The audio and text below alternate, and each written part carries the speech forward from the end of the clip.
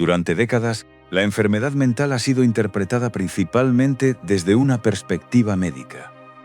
La ansiedad, la depresión, los ataques de pánico o las crisis emocionales suelen entenderse como alteraciones del cerebro que requieren tratamiento farmacológico o psicológico.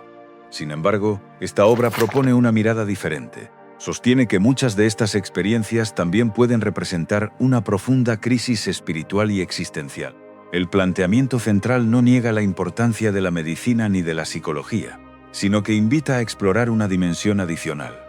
Según esta visión, el sufrimiento emocional aparece cuando la persona pierde el contacto con su verdadera identidad, con sus valores esenciales y con el propósito que da sentido a su existencia. El ser humano nace auténtico, pero aprende a ocultarse. Al comienzo de la vida, cada individuo expresa de forma espontánea sus emociones, curiosidad y creatividad. Sin embargo, al crecer, la familia, la escuela, la cultura y las expectativas sociales moldean su comportamiento. Poco a poco, muchas personas dejan de actuar según lo que sienten para adaptarse a lo que otros esperan de ellas. Aprenden a esconder el miedo, la tristeza, la rabia, o incluso sus sueños más profundos con el fin de obtener aceptación. Esta acumulación de máscaras produce una separación entre la personalidad pública y el mundo interior. Con el tiempo, el individuo puede alcanzar éxito profesional o estabilidad económica, y aún así, experimentar un profundo vacío que no logra explicar. La obra sostiene que esta distancia entre el yo auténtico y el yo social constituye una de las raíces principales del sufrimiento psicológico. El vacío existencial en la sociedad moderna. El texto critica el modelo contemporáneo basado en la productividad constante, el consumo y la competencia. Muchas personas dedican años a perseguir dinero, reconocimiento o prestigio, creyendo que esos logros les proporcionarán felicidad permanente. Sin embargo, cuando finalmente alcanzan esas metas, descubren que el sentimiento de plenitud dura poco y vuelve a aparecer una sensación de insatisfacción. La rutina diaria puede convertirse en una secuencia repetitiva: trabajar, producir, comprar, consumir entretenimiento y volver a empezar. En ese proceso se descuidan aspectos fundamentales como la introspección, las relaciones humanas profundas, la creatividad y la búsqueda de significado. Desde esta perspectiva, la enfermedad mental no surge únicamente por factores biológicos, sino también por una desconexión progresiva con aquello que hace que la vida tenga sentido. El dolor emocional como un mensaje. Uno de los conceptos más importantes del documento es que los terapeutas psicológicos pueden funcionar como señales de alarma.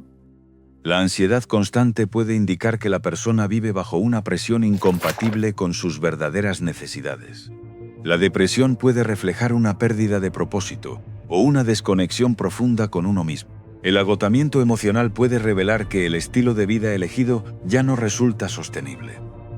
En lugar de interpretar el sufrimiento únicamente como un enemigo que debe eliminarse de inmediato, la obra propone preguntarse qué intenta comunicar ese dolor. Bajo esta mirada, el malestar sería un lenguaje simbólico mediante el cual la mente y la dimensión espiritual llaman la atención sobre conflictos internos que han permanecido ignorados durante mucho tiempo. La importancia de enfrentar la crisis. Muchas personas intentan escapar del sufrimiento mediante distracciones constantes: exceso de trabajo, redes sociales, consumo, entretenimiento o aislamiento emocional. El texto argumenta que estas estrategias solo ofrecen alivios temporales. La crisis continúa desarrollándose en el interior hasta que finalmente exige ser escuchada. Aceptar la existencia del conflicto constituye el primer paso hacia la transformación. Reconocer el miedo, la tristeza o la sensación de vacío permite iniciar un proceso de autoconocimiento que, aunque doloroso, puede conducir a una vida más auténtica. La obra compara este proceso con atravesar una noche oscura antes del amanecer. Solo enfrentando la oscuridad es posible descubrir una nueva claridad. Historias simbólicas de transformación. Para ilustrar sus ideas, el documento presenta diversos personajes cuyos problemas psicológicos se convierten en el inicio de una búsqueda interior. Julia. Julia lleva una vida aparentemente exitosa. Tiene empleo estable, responsabilidades y reconocimiento social, pero experimenta un sentimiento constante de vacío. Con el paso del tiempo aparecen síntomas de ansiedad y agotamiento emocional. Aunque intenta seguir adelante, descubre que ha construido su existencia alrededor de expectativas ajenas y no de sus propios deseos. Su crisis la obliga a detenerse y preguntarse quién es realmente, iniciando así un camino de reconstrucción personal. Mateo. Mateo representa a quienes viven desconectados de sus emociones durante años. Acostumbrado a mostrarse fuerte y racional, reprime el dolor y evita hablar de sus conflictos internos. Finalmente desarrolla episodios de angustia que alteran su vida cotidiana. En lugar de considerar esos episodios como simples fallos personales, comienza a interpretarlos como una invitación a explorar heridas emocionales antiguas y aspectos de sí mismo que nunca había querido reconocer. El papel de la identidad y el sentido de vida. Según el texto, una persona necesita sentir que su existencia tiene un propósito más allá de sobrevivir o acumular bienes materiales. Cuando alguien pierde esa sensación de dirección, incluso las actividades cotidianas pueden parecer vacías. Aparecen preguntas difíciles. ¿Quién soy? ¿Para qué hago todo esto? ¿Qué significado tiene mi vida? Estas preguntas, lejos de ser señales de fracaso, son vistas como el inicio de un proceso de crecimiento interior.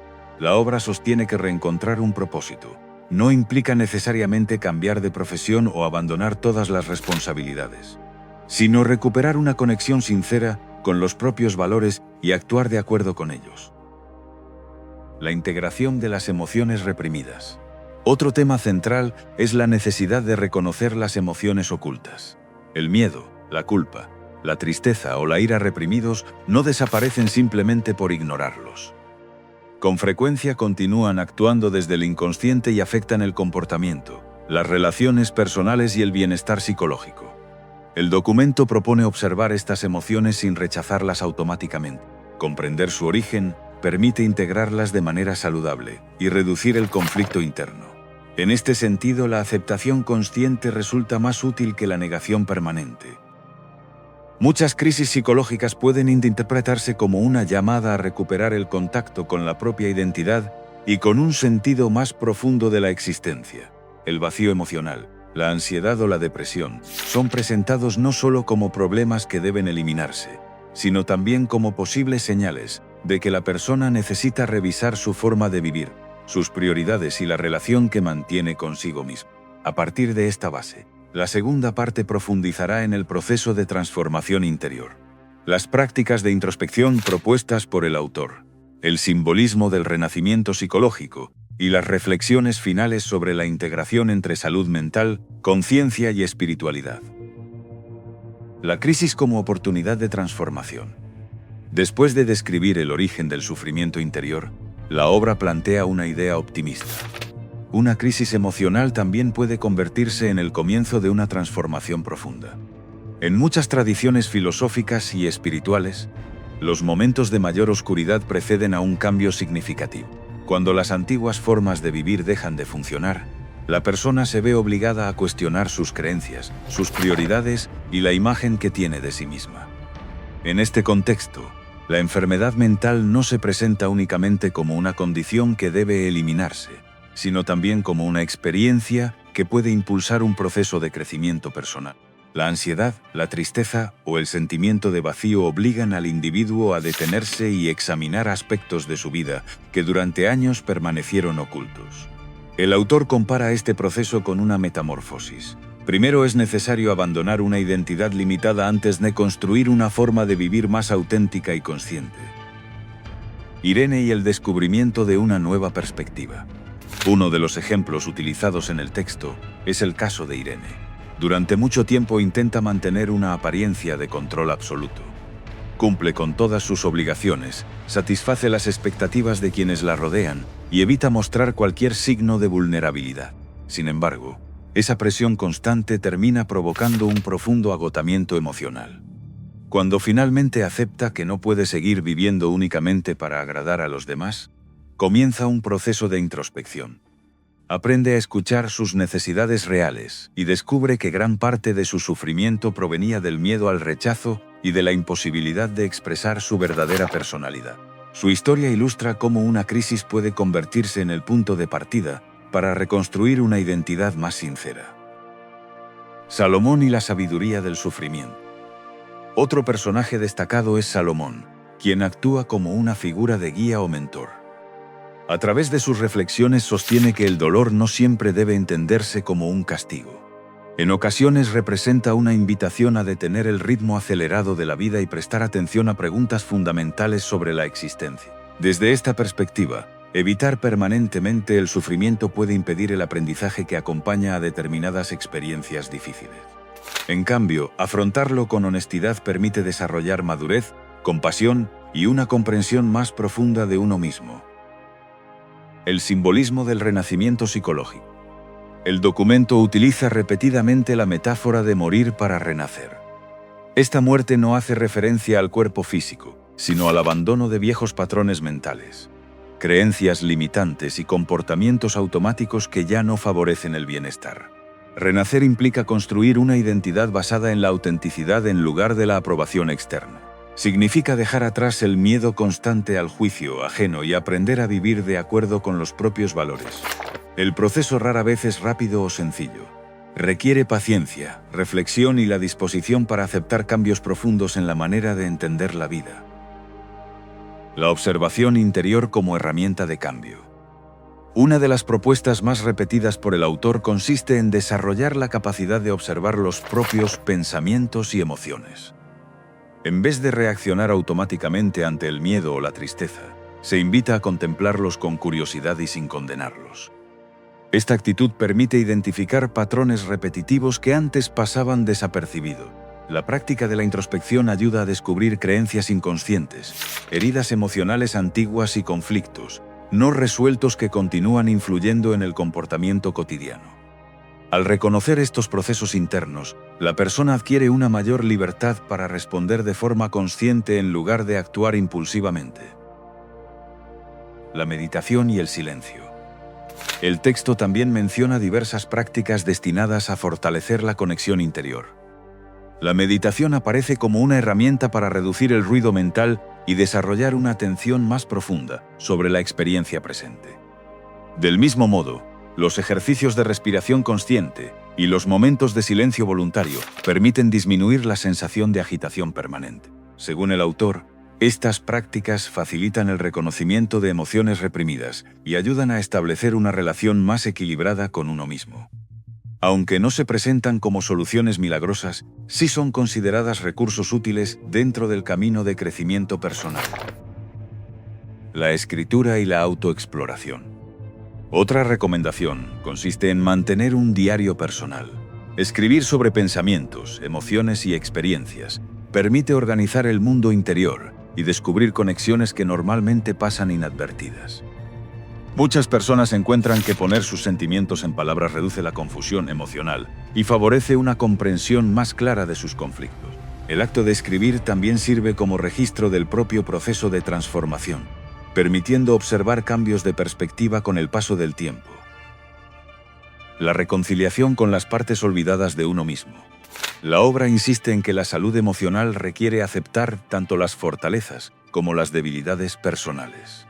Intentar eliminar por completo el miedo, la tristeza o la vulnerabilidad resulta imposible. En cambio, reconocer esas dimensiones humanas favorece una integración psicológica más equilibrada.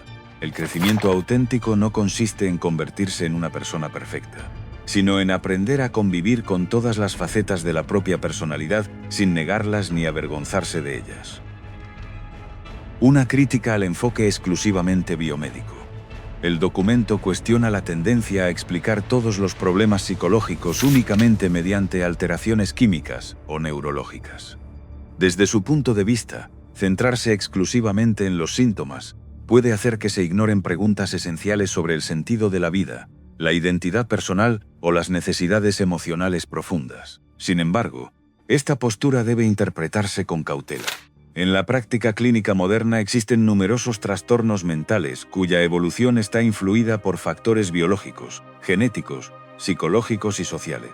Por ello, el enfoque espiritual presentado en la obra puede entenderse como un complemento filosófico o existencial, pero no como un sustituto automático de la atención médica o psicológica basada en evidencia científica.